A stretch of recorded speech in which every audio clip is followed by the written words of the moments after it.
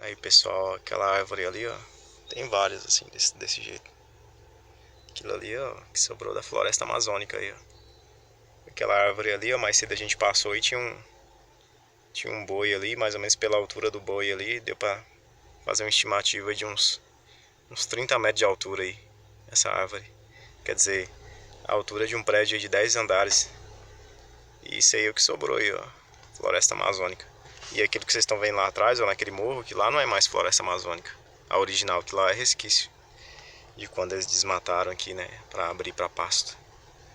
Então, o que você mais vê aqui é isso aí no Pará. Floresta sendo devastada.